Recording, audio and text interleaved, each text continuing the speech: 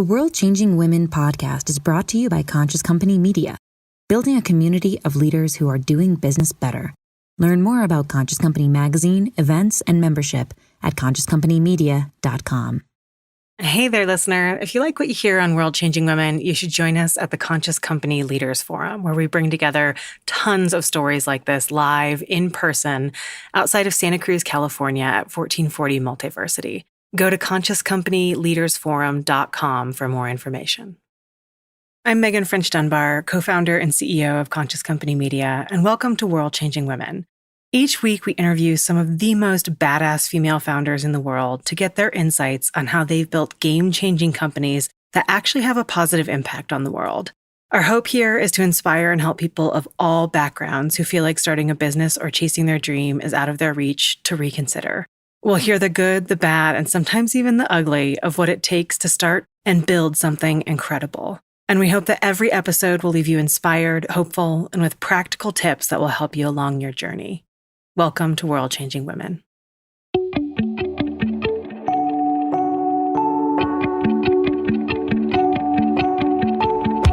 I'll tell you, it was the worst day of my life, but it also ended up in retrospect being the best day of my life.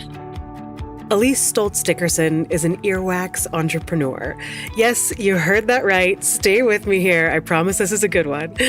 After being let go from her big-time corporate job, Elyse and her colleague, who had also been let go from the same company, decided they wanted to start their own business, but they didn't quite know what unmet need they would fill in the market.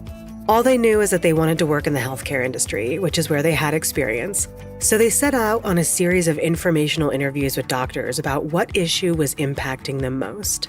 To their surprise, one of the most common issues that doctors were facing that didn't yet have a solution was earwax impaction.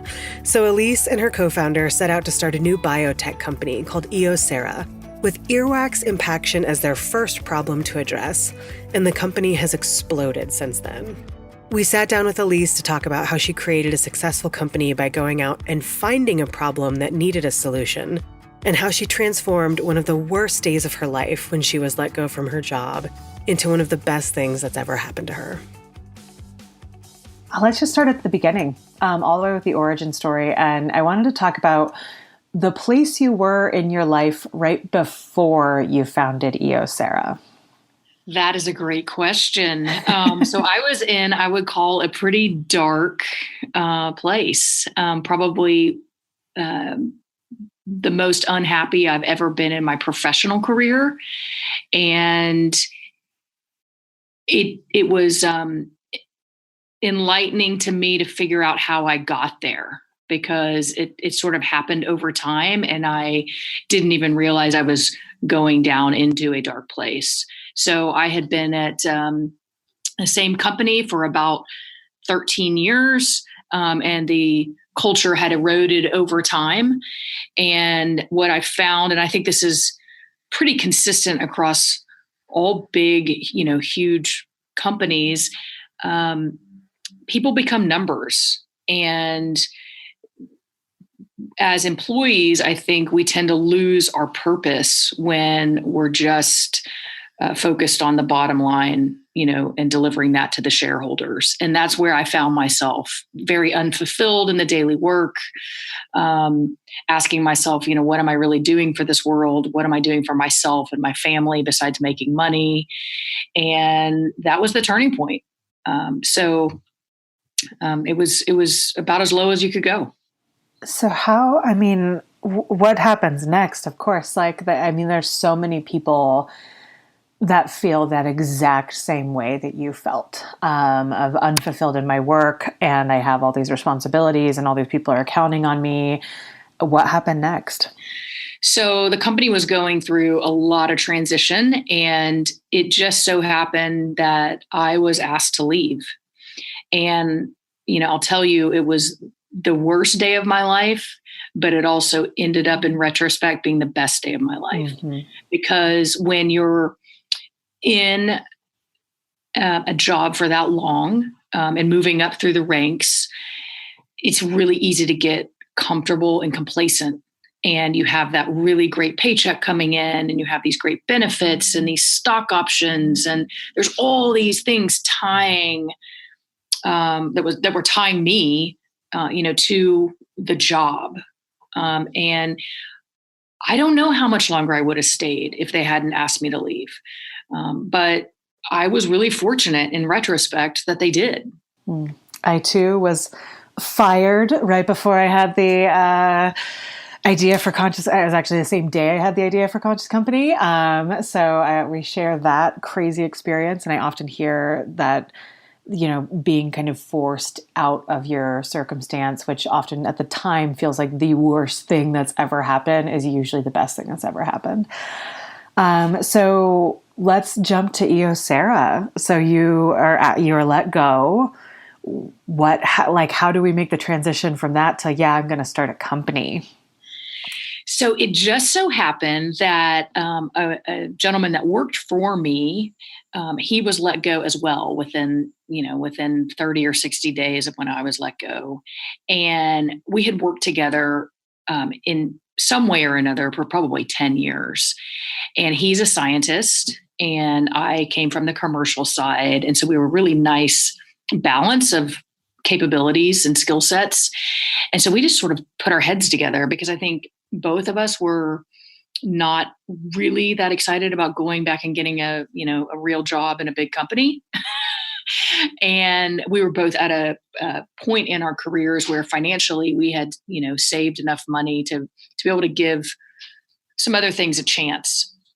And, I'll pause there for 1 second and just say, I'm so glad that as a young professional, I started saving money early.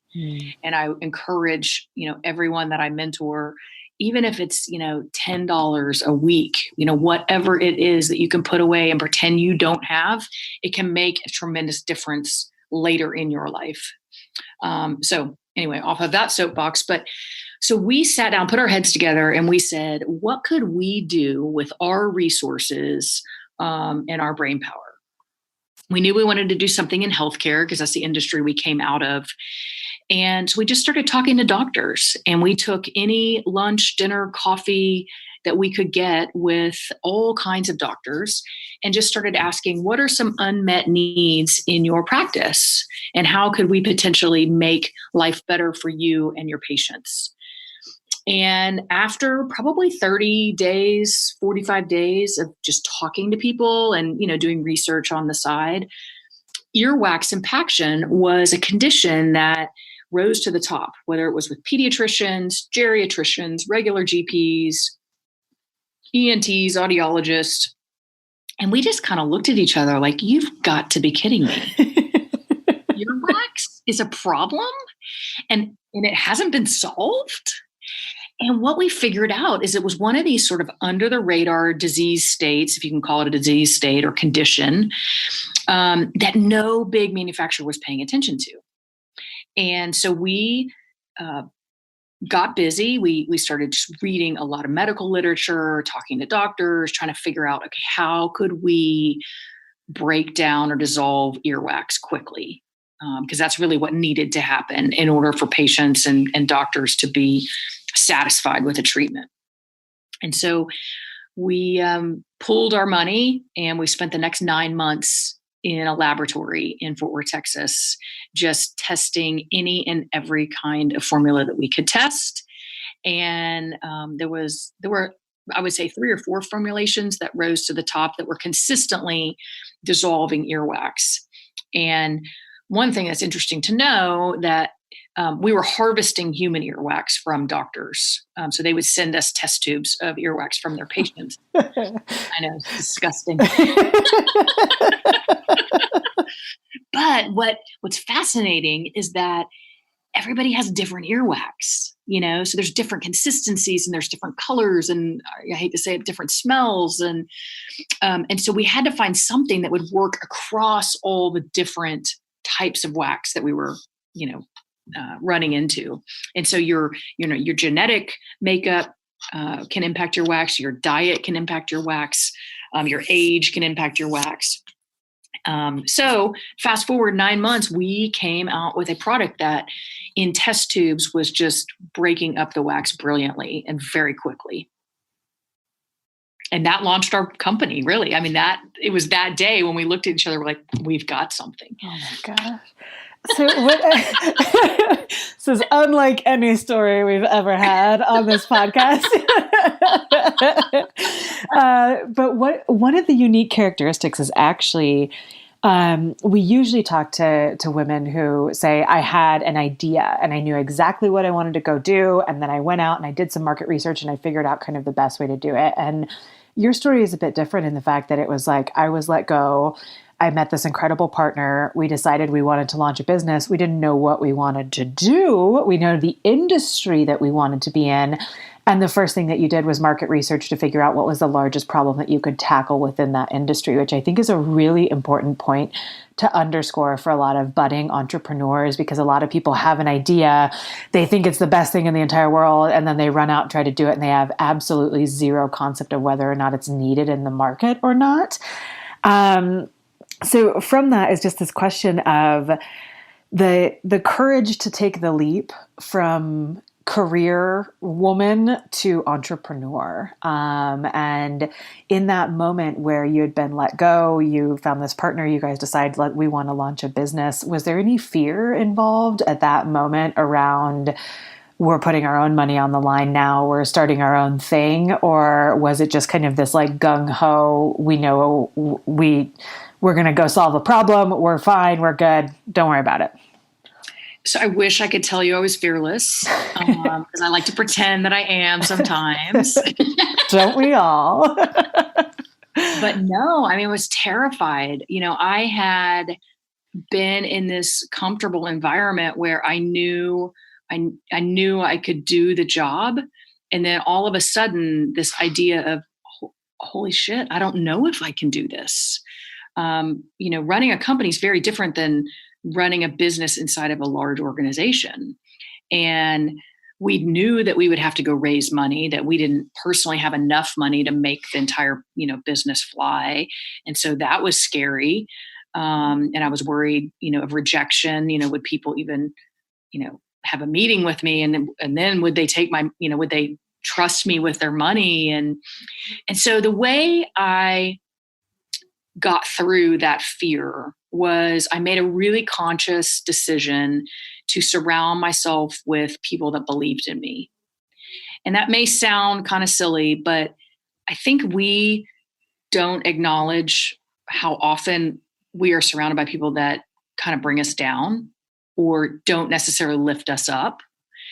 And it's up to us to make that decision. Who am I going to spend my time with today? Who am I going to interact with? Who am I going to, look at on social media, that kind of thing. And so I really narrowed my focus, and it was family, and it was really close friends, and it was, people that I really, really trusted that would tell me the truth and would encourage me. And that's really what got me through. And there still are moments where I'm, I question whether I got what it takes, but I'll call those people and say, am I still doing okay? And, inevitably they'll say yes. I have to ask, what was your family's reaction when you were like, I'm heading into the earwax business? So it's interesting because my dad is a retired physician. And he was like, yeah, you're right. There isn't anything. And so they were pretty excited. And I think in the back of my mind, and especially with my husband and my parents, we all knew I could go get another job at another big company. And so let's just say this didn't work. I was going to kind of give it a year or two. If it didn't work, I could always go get another job. So that was the fallback. But I have a super supportive husband that, let me, he just looked at me. He's like, okay, I trust you. Cause I'm just like draining our savings account.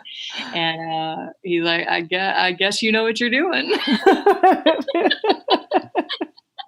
I relate to this particular story, this narrative. Thank God for the partners that are behind us. I mean, it's true, because if you don't have supportive people around you, I'm not sure you can do it on your own. Agreed. So you guys kind of you have your test tube of liquid that is getting through all of the earwax of all the different shapes, sizes, and smells. You've put your savings into this. You guys have, had a number of trials with this. What do you guys start doing at this point? And I mean, like literally, tangibly, like what were some of the first steps of setting up the company? So first steps were, we incorporated and we started writing a patent, because we're like, we've got something here. And so we hired some actually friends that we knew that were IP attorneys to help us. And, we tried to do as much of the heavy lifting as we could to keep costs down, but inevitably you need to hire the experts to do it right. And then we realized, to really change behavior in the market and to really get doctors to believe in us and this product, we needed to run a clinical trial. And so that means taking the product and not just testing it in a test tube, but testing it in what I call the human test tube, the ear canal, and see what it does. And so there was a business pitch competition that I saw. I don't know where I read about it, but it was held in Dallas and sponsored by Co-America Bank. And the prize was $50,000. And I just looked at my business partner. I'm like, if we could win that, that could pay for the clinical trial. So we got through the first round, kind of got through the second round, and then we made it to I think it was the final 6 or 7 companies that got to pitch in front of the judging panel for the prize. And so we were there. I got up and gave the pitch, and we won. And that was the moment everything changed, because we now had not only some outside money, but we also got some publicity. And all of a sudden I had people calling, wanting to invest. And it was another oh shit moment for me, because they were like, I want to invest, what are the terms? How do I do, and I'm thinking, oh my gosh, I'm not ready to take money. I don't know how to take money. I've never raised money. So it was another moment of, okay, you better figure this out really quick. And so luckily I had some really great lifelong friends that are in the private equity group, private equity world. And I was able to call them, and, they helped me get a term sheet together really quickly. And they gave me a lot of coaching on how to raise money, which was, ended up being invaluable. And so we raised a little over $1 million pretty quickly at that point. And then we were really a real company. We could, take that money now and develop the product, put it in production, develop marketing and launch. And from those folks who coached you on some of that fundraising, are there any lessons that are transferable that you're able to provide to other folks who are going out to do fundraising rounds of their own? Yeah. So one of the most important things they taught me, and I'm so glad they did, is set your terms and don't stray from them. And because I was amazed at how many different investors or investor groups I would go to, and they would try to change the terms in their favor. And what, this person coached me was, lay out terms that are fair, both to the investor and to you. And then stick to it, and don't be afraid to say no. Mm-hmm. And so we turned investors down. We turned groups down that wanted to dictate the terms, and we still were able to raise all the money we needed to raise. And it was that the only round you guys have done, or have you brought on more fundraising since that time? Yeah, we did one more round, and we were able to raise that round in 3 days with our original investor group, because I think we had delivered on the promise over the first 2 years. And so when we went back to them, it was a very easy conversation. And yeah, that was a really great feeling. I bet. Yeah. So now that you have the benefit of hindsight and can kind of look back on those first few years, is there anything that you would have done differently at the beginning when you were setting up the company? I think so. Some of our first hires I would have done differently. When you're really small, everything's kind of a team effort. And so we had a small team of about 5 of us when we first started, or like when we raised the money, we were able to hire some people to help us. And we treated everybody like equals, and we treated everybody like it was their company, even though it wasn't their company. And so that was a mistake that I now regret. But I learned from it, and it's, we can recover from it. But what I learned is, as the CEO and, with my co-founder, we had to set boundaries that ultimately we own the company, we make the decisions of the company, and they work for us. They're not our partners. And so and so now everybody that we bring in, we have more clear delineation of responsibilities, and it's easier to do when you're bigger. But when you're small and everybody's sitting around a coffee table, essentially, it's hard to delineate responsibilities, and so that's our biggest regret. Yeah. So I'm just curious, kind of since that point at the very beginning to where you are now, what type of traction have you gained, and what do you think has been the critical element of that traction? So the critical element is that CVS, the buyer at CVS, and CVS has about 8,000 stores across the United States. This buyer that I met with, and how it works is there's a category manager, and that's who I'm referring to as the buyer. And they have control over what products they bring in, and they usually reset their category once a year. And so I met with him, and I walked him through how this category had been essentially dead for decades. There really hadn't been any innovation. There was no category growth. And so a lot of retailers were giving up on the category. And he got it. Like, he saw the same opportunity that we saw. He took a risk on us. I proposed that he put our first product in 2,000 or 2,500 stores. And he said, nope, I'm putting it in all 8,000. Right? A little heart palpitation. Yeah. But he believed in it. And that, again, was like sort of that next level for the company, that, we weren't going to start small. We were going all in from the beginning. And the great news is the product performed. So he took the product in 2017, and he now carries, 5 of our products. So we've expanded outside of just earwax. We're trying to really own the ear care category over the counter.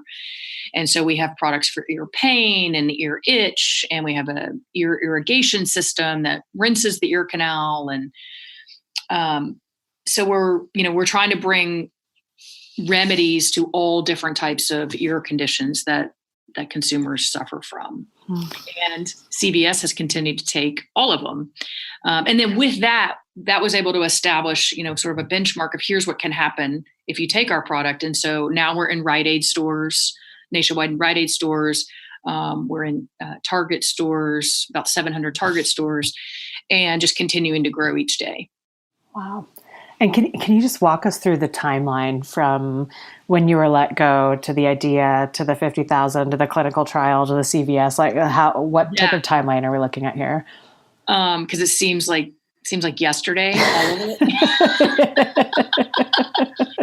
So let me try to get close. So I was let go January 2nd of 2015, and then we incorporated March of 2015. And we probably won the money in the early, probably Q1 or Q2 of 16. And then we launched the product in April of 17. So pretty much 2 years from incorporation, we had a product on the market, which is lightning speed for a healthcare product. Yes, incredible. And you might have just spoken about it. It might have been this conversation with the CVS gentleman, but what has been the best moment on your journey so far? There's been so many good ones. That certainly was one, winning that retailer. But it's kind of the small moments that are the best. Like, I mean, I'm so grateful for the business partner I have. He, we just always seem to balance each other out, and it's just a joy to come to work every day. And so that's, and the team we've built, like, I just love coming to work every day. And there's something to be said for that. Not dreading, the drive in. But yeah, CVS was a highlight, and then launching each product launch we've had has been a highlight. I have to ask, there are co-founder situations that can go a myriad ways. I started our company with a co-founder, and have heard horror stories, and also heard that your co-founder can kind of make or break your entire business. Do you have any kind of lessons or insights on how to choose a co-founder? Because I've heard all the same stories that you're referring to. It's just nightmare scenarios. And I don't necessarily have advice. I mean, in our situation, we had worked together for 10 years before, and we're complete opposites, from our skill sets. But at the root, both of us have the same value system. And so, and it's rooted around, treating people the way we want to be treated. That's really, it's that fundamental. And when things get tough, we go back to that. It's like, how do we really want to treat people? How do we really want our employees to feel, or our consumers to feel, or our investors to feel? And how is this decision going to impact them? So I just had the good fortune of really, really knowing the person I was going into business with. And so it worked out. Yeah. So I'm just going to say, you're making this sound pretty dang easy. Like, we found the thing, we got the formula, CVS picked it up, now we got 5 products, no big deal. I assume that there have been some challenging moments on the journey, and I am curious if you could walk us through what was one of the most challenging things that you've been through, and how did you get through it? Well, there's been challenges weekly. We had one this morning when I walked in. So everything from labels being misprinted, or, bottles that we've waited, months to come over from China, and they're not the right bottles, things like that. And you just have to constantly pivot and figure it out. There's no time in this environment to sit and be mad or sulk, or you just get it done. You figure out, okay, that's not going to work. So what am I going to do next? And so luckily both my business partner have that mindset. The hardest part has been the people. And we had to let 2 employees go back to back. And that was probably the worst moment for both me and my partner, because we actually, we care, but they weren't the right fit. And so that was by far the hardest. Any insights or lessons that came from, kind of having to let people go? Well, I think it goes back to the point I was making about, setting barriers and boundaries into, people's roles, and then holding people accountable. And we probably didn't hold people accountable for their behavior as much as we should have. And so when behavior was out of line with our core values, we should have addressed it sooner, instead of letting it, hoping it would work itself out. And, it's because it's hard. It is really, really, really hard to manage people, especially when you care.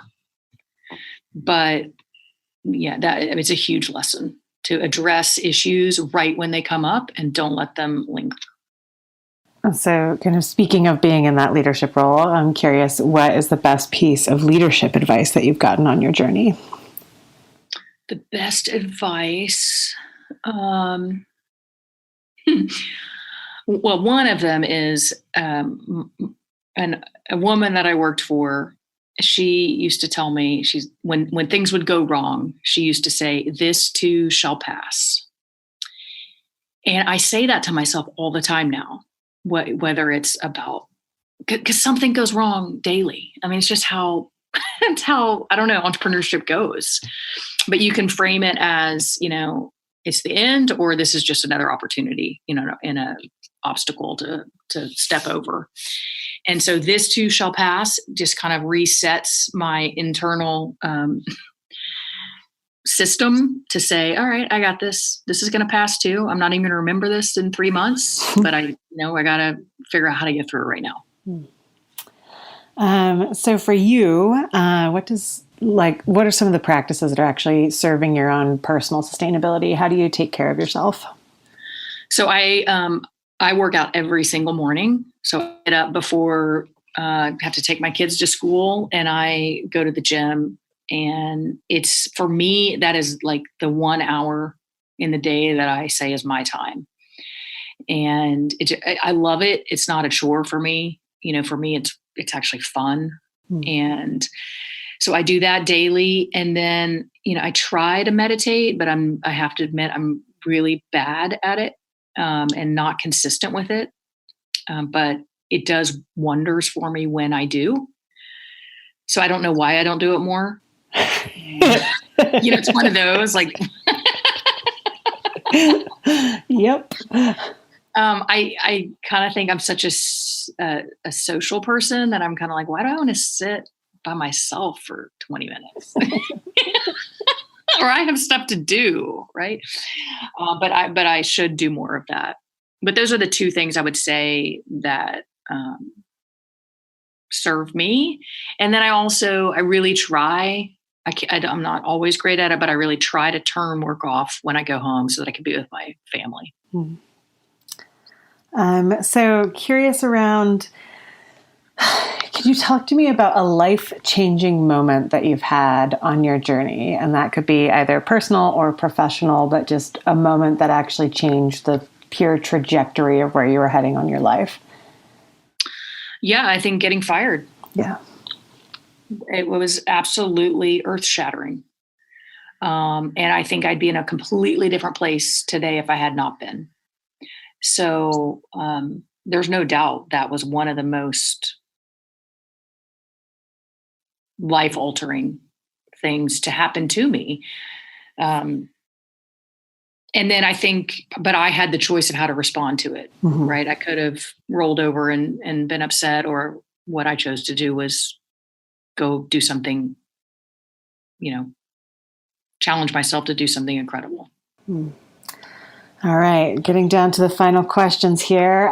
From the top lessons that you've learned so far in building the company, what are the top maybe 2 to 3 pieces of advice that you give other business leaders? Find something that brings you joy. I think that's number one. And surround yourself with people that bring you joy, because life's too short. I mean, and at the end of the day, what's all this really for? So that's number one. Number two, I guess I don't know if it's just for business, but it's finding a way to believe in yourself. And whether that, I sort of started to believe in myself when I surrounded myself with people that believed in me first. And then that started to sort of transfer over into my own belief in myself. Does that make sense? Yes. So those are kind of the, I guess, top two. And then just take a chance. Like, what do you have to lose?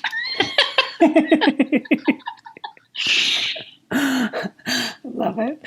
Sometimes we confine ourselves too much. I love it. Last question. What is giving you hope for the future? I think what's giving me hope is seeing the young women today, and even as young as I have a 10-year-old, almost 11-year-old daughter, seeing the opportunities that they will have in their career. And I think all the work that my generation has done, and my mom's generation, and her mom's generation, it's been slow to change, but I think we're seeing traction and movement. And I'm really hopeful that these young women that are coming out of school now are gonna be able to far exceed where my generation of women has been able to succeed. A huge thanks this week goes out to Elyse Stoltz Dickerson and the whole team over at Eosera. This is the last episode of Season 2. Stay tuned for updates on Season 3. We'll see you then. The World Changing Women podcast is brought to you by Conscious Company Media and is produced by Story Pop Media. If you like what you're hearing, we'd be so grateful if you tell a friend about the show. And be sure to subscribe to get the latest episode. Thanks so much for listening. A Story Pop Media production.